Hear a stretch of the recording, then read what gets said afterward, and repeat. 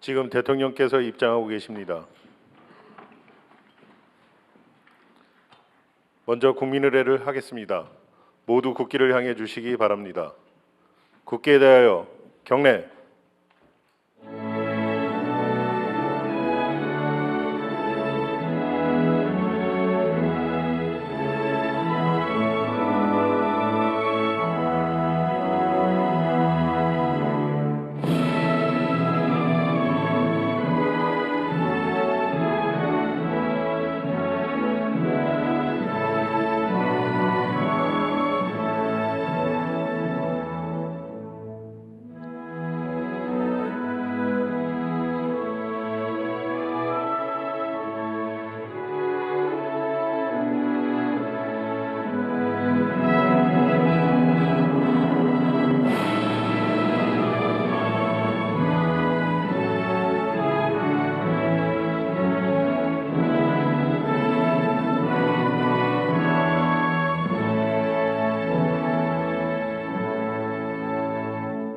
바로 모두 자리에 앉아 주시기 바랍니다.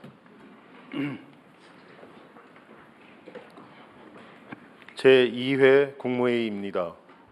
대통령께서 개회 선언과 함께 모두 말씀을 하시겠습니다. 제2회는 매년 횟수를 붙이는가 보죠? 예, 매년 1회부터 횟수를 붙입니다. 네, 제2회 국무회의를 시작하겠습니다.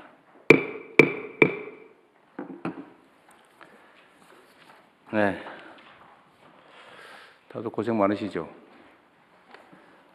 신년이 되니까 챙겨야 될 것도 많고 해서 아마 다들 어려우실 겁니다. 그리고 오늘부터는 우리가 보통은 부처라고 하는데 부에 해당되는 데만 보통 회의를 하고 처도 회의를 하나 안 하나 잘 모르게 애매하고 또 장관급에 해당되는 각 위원회 이런 데도 참석을 하나 안 하나도 애매하고 특히 부처 청이 정부의 핵심 조직 구조인데 청은 대개는 참석을 안 해가지고 따로 업무 지시를 하거나 이런 경우도 있는데 원래 외청은 기본적으로 부처로부터는 약간의 독립성이 있죠.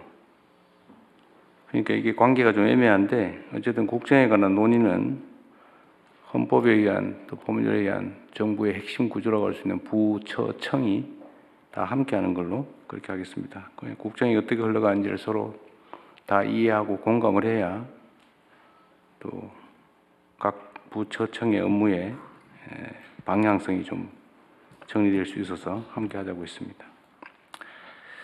2025년도 국정과제 만족도를 조사를 했더니 우리 정부의 국정 성과 평가가 2013년 조사 시행 이후에 가장 높다고 합니다. 이와 함께 정책 효과를 보다 개선해야 될 부분도 발견됐다고 하네요. 오늘 논의될 2026년 민생 체감 정책 가운데서도 다자녀 근로자 가구 세금 경감, 또 농어촌 기본소득 시범사업, 모두의 카드 등 국민 실생활과 직결된 유의미한 정책들이 다수 눈에 띕니다. 다만 정책을 발표하는 데서 끝날 게 아니고 현장을 꼼꼼하게 점검하고 개선할 부분은 신속하게 보완하는 것이 국민 체감 국정의 완성이라고 할 수 있겠습니다. 정책이 삶의 현장에서 어떻게 작동하는지 세밀하게 살펴주시기 바랍니다. 하여튼 국정이든 뭐든 국민들의 삶의 질이 현장에서 실질적으로 개선되고 또 국민들께서 그걸 체감할 수 있어야 진정한 성과라고 할 수 있을 겁니다. 이번 주 내내 올겨울 최강 한파가 몰려온다고 합니다. 이게 추우면 배고플 때만큼 서러운 거죠. 그래서 겨울철 한파 대책을 철저하게 점검해야 되겠습니다.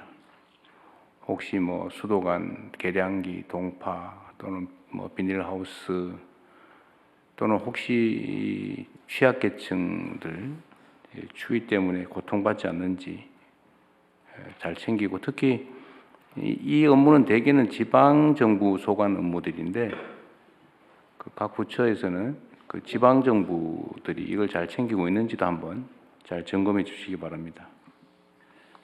추우면 서럽잖아요. 배고플 때만큼. 무인기 얘기를 잠깐 해야 되겠는데, 지금 대북 무인기 때문에 시끄럽습니다. 물론 뭐 국방 전략 차원에서, 전략 전술 차원에서 정보 수집 행위를 할 수는 있죠. 그야 뭐 국방 행위니까. 그런데 불법적인 목적으로 이 무인기를 북침시킨다든지, 또는 민간인이 이 북한 지역에 무인기 침투를 시킨다든지, 이거는 있을 수 없는 일이죠. 물론 이제 전쟁 유발을 위해서 지금 무인기 침투한 얘기는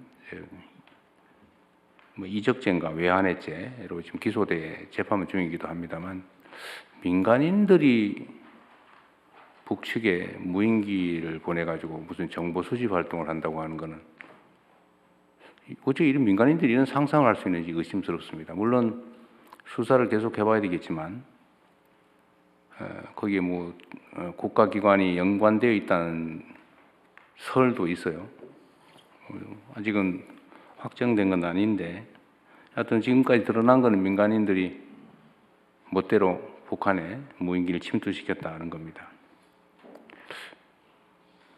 이게 원래 전쟁을 유발하거나 이게 소위 사전 행위라고 그런 죄가 있잖아요. 사전 개시죄인가 뭐 이렇게 개인적으로 이렇게 침략 행위하고 이렇게 하면 처벌하는 조항이 있는 걸로 아는데, 아는 분 없어요? 이게 하도 희한한 죄명이라 잘 모르시는 모양이네. 그런 게 있습니다. 개인이 지 멋대로 상대 국가한테 전쟁 개시 행위를 하면 처벌하는 그런 법조문이 있어요. 이 전쟁 개시 행위나 마찬가지죠. 북한 지역에 총 쏜 거하고 똑같잖아요. 멋대로. 근데 이런 걸 어떻게 과감하게 이렇게 할 수 있는지 정말 이해가 안 됩니다. 이게 철저하게 수사해서 다시는 이런 짓들을 못하게 엄중하게 제재해야 되겠습니다. 또 한 가지 놀라운 사실은, 지금 이런 최첨단 과학기술 또는 국방 역량이 발전한 상태에서도 무인기가 몇 번씩 왔다 갔다 넘어가는 걸 체크를 못합니까? 이 국방부 혹시 상황 아세요? 네, 지금 이 사람 얘기에 들어 3번 보냈다는 거 아닙니까? 그런데 어떻게 그 경계 근무하는 데서 체크도 못하고. 국지방공 레이더로 주로 체크하고 그러는데요. 미세한 점만 좀 보인다고 그럽니다. 그런데 지금 조사를 하고 있는 중입니다. 미세한 점 정도로 보인다? 예. 하여튼 뭔가 구멍이 났다는 얘기예요. 물론 네. 전에 북한 무인기 침투 때도 그때는 적당히 추적은 뭐 일부는 했다고 하는데, 어떻게 북쪽으로 가는 무인기는 체크를 못하냐. 그 의심받는 측면이 또 있는 거잖아요. 네. 보다 철저히 조사하도록 하겠습니다. 그러십시오. 그리고 필요하면 시설 장비를 좀 개선을 하든지 뭐 해야 되겠죠. 예. 하여튼 이런 걸로 불필요하게 그 긴장이 고조되고 남북 간에 대결 분위기가 조성되면 경제에도 악영향을 미치지 않습니까? 그리고 남북 사이에 이런 신뢰가 깨지지 않도록, 또 적대의 감정이 제고되지 않도록 최선으로 잘 관리하시기 바랍니다. 그리고 수사기관도 철저하게 또 신속하게 조사해서 다시는 이런 일이 생기지 않게 했으면 좋겠습니다. 얘기 나온 게 몇 가지만 더 추가로 얘기 좀 하고 지나갈게요. 지금 각 부처청에서 다들 열심히들 해주셔서 국정 성과가 상당히 많이 나고 있습니다. 다들 수고해 주시는데 감사드리고, 이제 그런 얘기들이 조금씩 들리는 것 같아요. 공무원들이 자세가 달라지는 것 같다, 열심히 일하는 것 같다는 얘기들이 많이 나옵니다. 근데 주로는 우리가 이제 독려를 많이 하다 보니까 이게 당근과 채찍이라고 하는 게 이게 참 조심해야 되는 건데 가급적이면 칭찬 사례 이런 거 좀 많이 발굴하십시오. 각 부처청에서는 평소에 잘하는 공직자들 있거든요. 그래서 일부러라도 좀 찾아서 권면하고 뭐 포상도 좀 하고 아주 잘한 사례가 있으면 뭐 특진을 시켜주든지 이런 사례들을 많이 좀 발굴해서 시행하기 바랍니다. 오늘 임정청사 관리 방안 보고가 있죠. 그건 이따가 얘기하고 그 관련된 건데 효창공원 있잖아요.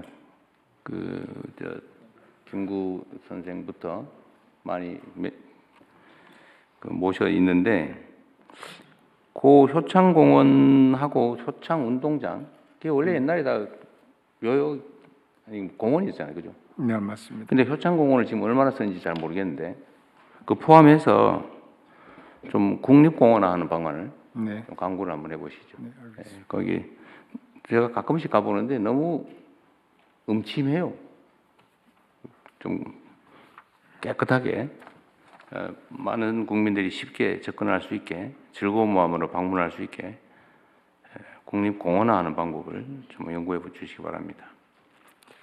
네, 지금 그 점은 이 19년도에 서울시하고 본부하고 협약까지 체결했었는데 그 뒤에 시장이 바뀌면서 더 추진을 못 하고 있는데 아마 저희들 계획은 다 세워놓고 6월 지방선거 끝나고 난 다음에 다시 공식적으로 추진할 계획입니다. 예, 어쨌든 그거는 뭐 저는 그런 정치 상황들 영향이 없지는 않겠지만 뭐 그것 때문에 못하는 일은 생기지 않게 하십시오. 그리고 오늘 방통위원장 오셨나요? 예, 참석했습니다. 거기 계시군요. 그냥 참고로 이 의견이니까 예를 들면 우리가 언론이라고 하는 게 제가 의견을 하나 듣고 싶은데 예를 들면 인터넷 매체라든지 또는 뭐 종이 신문 이런 거는 아무나 자기 돈으로 막 할 수 있잖아요, 그죠? 네, 그렇습니다. 자유롭게. 예, 거기는 뭐 특별한 혜택을 주어지는 건 아닌데 공중파라든지 또는 채널이라든지 소위 종편 그 외에 어쨌든 이거는 소위 허가제도라서 진입을 제한해서 특혜를 주는 거잖아요. 다른 사람 못하게 하고 다른 기업들은 못하게 하고 특정 기업 몇 개만 이용할 수 있게 해주는 거예요. 일종의 특권, 특허라 그러죠. 특허. 거기에 해당되지 않습니까?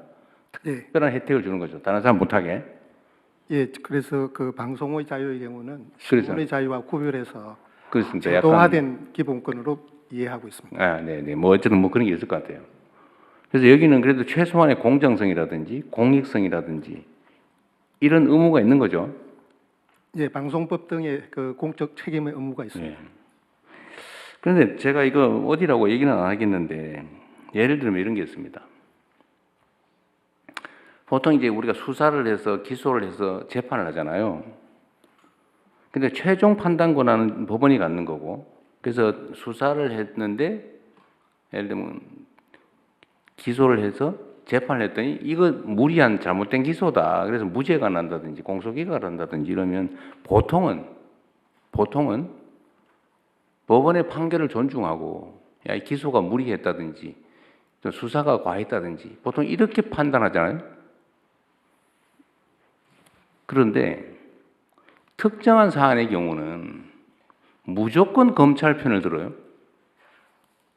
법원이 판결을 했는데 법원 판결이 아니라 이거 잘못됐다고 쉽게 말해서 항소해야 된다고 기소가 잘 된 건데 법원이 잘못했다고 이런 식으로 비판을 하는데 비판을 할 수는 있죠. 근데 통상적으로 보면 왜 항소 안 하냐 법원이 뭐 잘못했다 검찰이 잘했는데 이런 취지의 뉘앙스는 꼭 정치적인 사건만 그럽니다. 그것도 특정 정치 영역 쪽에 대해서만. 이거 중립성이나 공익성에 문제 없어요? 예, 뭐 그 언론의 방향에 대한 부분들에 대해서는 저희들이 국가가 뭐 중립성 이런 부분들을 일률적으로 판단하는 것에 대해서는 좀 제어하는 것이 제약이 있는 것으로 이해를 하고 있어서 저희들이 내용 규제와 관련되어져서는 특히 방송의 경우에는 심의위원회라는 민간 독립기구를 두어서 하게 하는 그런 특별한 체제를 두고 있는 이유가 거기에 있습니다. 그러니까 이게 무한대로 이렇게 허용되는 건 아닌 게 맞다 이 말이죠, 제 말은. 물론 그걸 어떻게 예를 들면 심사하고 제재할 것인지는 최대한 중립적으로 해야 돼. 또 민간 기구에 맡기든지 하든지 위원회에 맡기든지 하는 건 당연한데 하여튼 이런 것에 대한 문제 의식은 우리가 가져야 된다 그 말이에요. 헌법적으로 그 표현의 자유도 절대적 자유가 아니고 국가안전보장 질서유지 공공복리를 위해서 법률이 정하는 바에 의해서 제한될 수 있는 네. 자유입니다. 그래서 이런 부분들이 예를 들면 아니 뭐 내가 인터넷 언론 만들어가 내 마음대로 쓸래 뭐 그거야 표현의 자유로 100% 보장해야 되겠지만 내용에 대한 얘기를 하면 안 되겠지만 최소한 공중파라든지 이런 특혜를 받는 영역은 중립성과 공정성, 공익성이라고 하는 것을 반드시 지켜야 된다. 예, 그 방송법 등에 있어서 네. 방송사 등의 경우, 특히 지상파 방송 네. 등 여러 가지 방송 유형들에 따라서 차별적으로 공공성에 대한 책임을 부여할 수 있도록 되어 있습니다. 나도 오늘 방통위원장님 처음 오시길래 하여튼 이 우리가 약간의 오해가 있는 게 언론이니까 100% 마음대로도 돼라고 하는 게 꼭 그런 게 아니다라는 걸 한 번은 우리가 공유하자고 드린 말씀입니다. 그 다음에 다른 얘기인데 얼마 전에 이게 이 국격에 관한 문제인데요. 그 혹시라도 우리 기업들이 해외에 진출해가지고 특히 제조업에 또는 제3세계에 진출해서 저임금에 의존한 사업을 할 경우에 그 노동 탄압을 하거나 인권 침해를 하거나 이런 일이 있는지를 좀 외교부든 노동부든 아니 산업부든 하여튼 관련 부처에 좀 챙겨주시기 바랍니다. 우리도 한때 그 경험을 했는데 그 외국 기업들이 국내에 들어와서 노동 탄압하고 막 부당 해고하고 법원이 뭐 복직 판결에도 안 지키고 막 철수해버리고 다른 회사 만들어서 일감 옮기고 이런 거 많이 겪어봤잖아요. 근데 우리 기업들이 혹시 나가서 그런 거 안 하나 좀 잘 챙겨보기 바랍니다. 제가 얼마 전에 기사를 하나 봐서 그래요. 이게 부당 어디 저기 동남아시아 어디 국가던데 캄보디아였어요? 부당 노동 행위로 뭐 부당 해고로 복직 판결을 받았는데 안 지킨다고 시끄럽다 이런 기사를 봤는데 다행히 뭐 그게 우리 기업은 아니고 개인이 한 일이고 전에 하던 인수 이전에 있던 일이었다 뭐 그런 취지이긴 하던데 사실 인수 이전이라도 책임져야 되는 거예요. 인수 이전에 해고를 했는데 내가 그 회사를 인수했으면 그 회사는 그대로 있는 거니까 그 회사가 책임져야 되고 현재 경영진은 거기에 대한 책임은 있는 거죠. 그리고 우리를 원망하잖아요. 네, 하여튼 좀 챙겨주시기 바랍니다. 국가적 위신에 관한 문제에서요. 그 말고도 어쨌든 외국인 노동자들에 대한 뭐 가해 행위, 폭행 또는 뭐 부당 행위 이런 것 가끔씩 문제되고 심지어 꽤 시간이 지나긴 했는데 우리 국민들이 어디 외국 공항에 갔다가 얻어맞고 도로 강제 송환당한 일이 있죠. 꽤 오래전 일이긴 합니다. 밉다고 공항 경찰이 폭행을 해가지고 도로 비행기에 실어 보낸 일이 있어요. 예. 지금은 뭐 한참 전 일이긴 합니다. 예. 어쨌든 대한민국이 국제적으로 이렇게 인정받는 시기인데 그런 구성원 일부의 그런 아주 저급한 욕망 때문에 국가적 망신 또 국가적 손실이 발생하지 않게 각 부처에서 잘 챙겨주기 바랍니다. 지방대 경쟁률이 최근에 많이 올라갔다고 하대요. 교육부? 네. 어느 정도예요? 내 언론에서 보고 드린 말씀인데. 네, 이번에 그 인서울보다 그러니까 지방대에 이게 많이 격차가 좁혀졌습니다. 아, 이번에. 그래요? 네. 원인은 뭐예요? 네. 원인은 뭐예요? 우리 정부에서 하고 있는 지방대 육성에 대한 기대가 일정하게 그게 도움이 돼요? 예, 작용하기 시작한 거 아닌가 싶습니다. 대학 지원도 있고 우리가 이제 지방 균형 성장, 네. 지방에 대한 투자도 좀 늘리고 네. 그런 게 조금씩 영향을 주는 건가요? 네, 그렇게 판단하고 있습니다. 그 외에는 뭐 특별한 원인을 찾기는 어려운 걸 보면 네, 효과가 있다는 것 같긴 한데 다행이긴 합니다. 네. 그래서 우리가 이제 지방의 이제 정책에 인센티브를 주자. 또 지방 영향 평가, 균형 발전 영향 평가도 도입하자. 제가 전에 그런 얘기했는데 지수도 좀 도입하고 인센티브 지수, 수도권에서 거리가 멀수록 이 혜택을 주는. 그거 제가 취임하자마자 우리 국무회의에서 말씀드렸는데 이 지수 개발은 하고 있어요. 그 행안부가 하고 있을 것 같은데. 예, 다 완료가 됐습니다. 예. 아직 보고는 안 된 것 같죠? 여기 올해부터 바뀌어지는 것에도 들어가 있습니다. 아, 올해부터 바뀌어지는 예. 그런 내용이. 이게 아예 제도로 그걸 도입을 해야 되겠는데요. 네네. 그런데 얼마 전에 아동수당을 우리가 이제 지방은 또 수도권하고 거리에 따라서 차등해서 더 많이 주자. 그리고 지역 화폐가 이제 지방 균형 발전에 도움이 되잖아요. 그 지역에서 받는 거 그 지역에 써야 되니까. 그래서 지역 화폐로 아동수당을 주면 또 인센티브를 더 주자. 그래서 우리가 했는데 국회에서 왜 수도권하고 지방하고 차별하냐. 뭐 이래가지고 똑같이 주는 걸로 법안이 뭐 법사 소위를 통과했다든가 뭐 그런 기사를 봐서 제가 지금 국회에다 부탁을 내놨는데 그러지 마시라고. 이거 아직도 이해 못하는 경우가 많이 있는 것 같아요. 네. 아동 수당에 대해서는 아니지만 지역 화폐에 대해서는 특히 지방에 대해서 더 할인을 더 해주고요. 네. 그리고 인구 감소 지역에 대해서는 또 또 추가로 더 지원하고. 그러니까 이걸 아직 이해를 못하는 네. 이게 지금 아마 복지위가 복지위에서 복지부 장관입니다. 네네. 네, 아동수당은 이제 수도권은 10,000원, 그러니까 10만 원 지원을 하고 비수도권과 인구 취약 지역은 5,000원에서 2만 원을 추가로 지원하는 것은 확정이 되었습니다. 아 그거는 뭐 다투다가 네. 통과는 됐어요. 네, 근데 다만 지역 화폐로 했을 때 추가로 더 돈을 지원하는 그 부분이 현재 상임위에서는 반영되지는 않았습니다. 하여튼 그것도 좀 이해 부족 때문에 생긴 일인 것 같은데 잘 설명하도록 하십시오. 현재 계속 협의 중입니다. 네. 하여튼 세제든 요금이든 뭐든 이 지방이 균형 발전해야 지방에서도 살 수 있을 정도가 돼야 이게 나라가 정상화되지. 지금처럼 수도권으로 계속 집중되면 이게 앞으로 정말 큰일 납니다. 그래서 각 부처청이 모든 행정을 할 때, 모든 국정을 할 때 하여튼 지방에 인센티브를 준다. 혜택을 준다. 더 많이 배려한다. 이거를 아주 기본으로 장착을 해 주시기 바랍니다. 그리고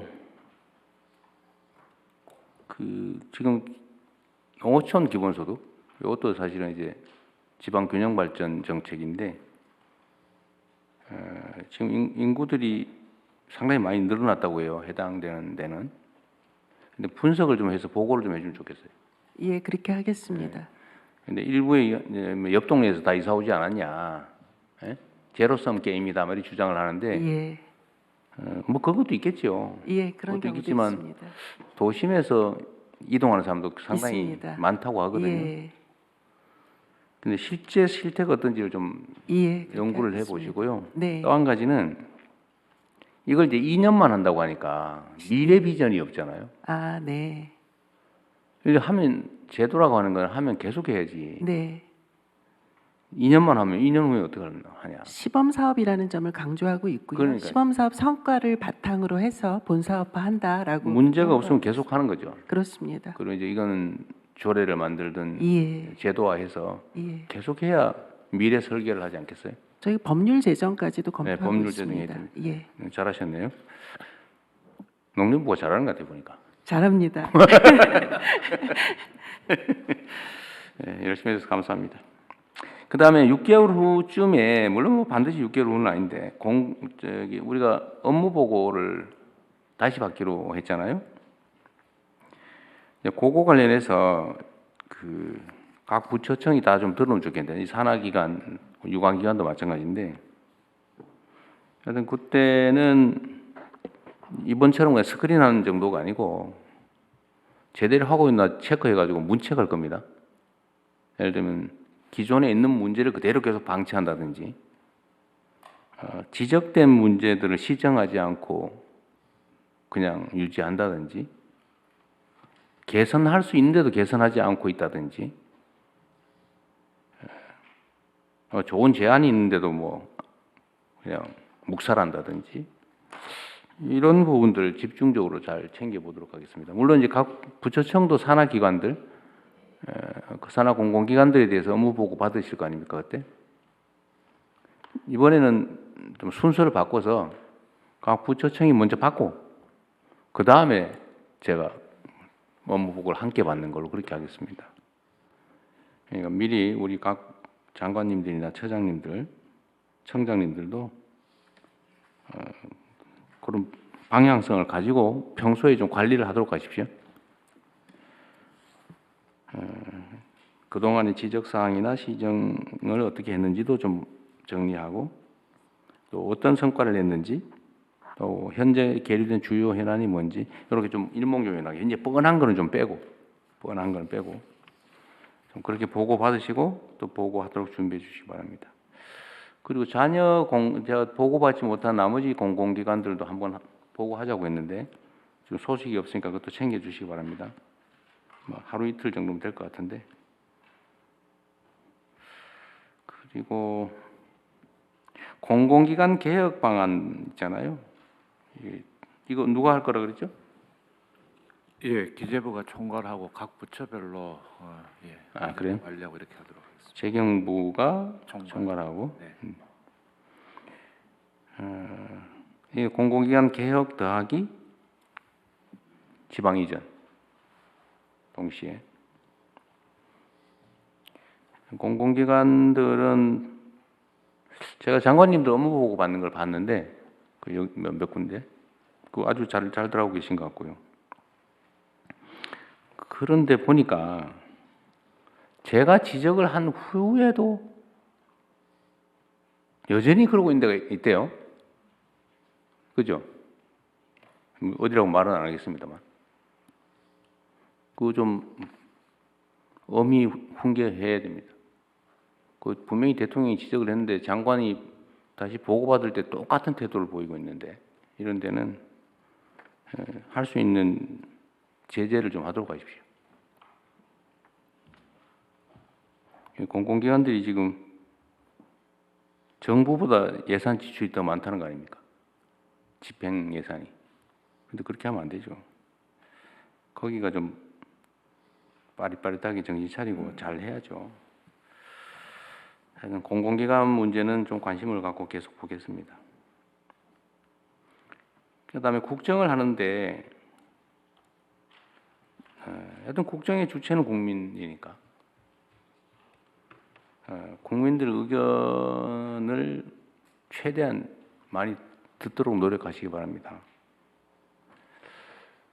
국정의 주체가 국민이고 또 국민을 위해서 하는 게 국정이기 때문에 최대한 직접 민주주의적 요소를 많이 반영해 주세요.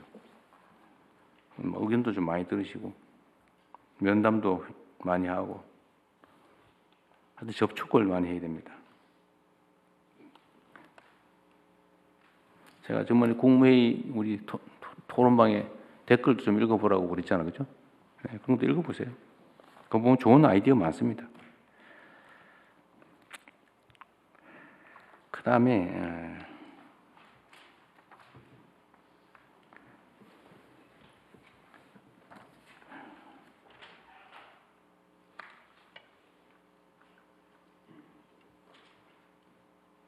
네, 나머지는 뭐 나중에 또 생각나는 대로 얘기하도록 할게요. 아 그리고 행안부 장관님. 아 이거 경찰청장 오셨으니까. 예, 경찰청장 지금 저번에 이 그 댓글 조작 여론 조작 업무방해 이거 예, 예. 혹시 뭐 수사를 책임 기관을 만들어서 한다고 뭐 그랬던가요? 예, 사이버 수사 심의관을 TF 팀장으로 해서 하고 있어요? 예, 예, 전담팀을 편성해서 지금 하고 있습니다. 네, 알겠습니다. 네, 나머지는 우리 총리께서 업무 진행하시죠. 이후 회의는 국무총리께서 진행해 주시겠습니다.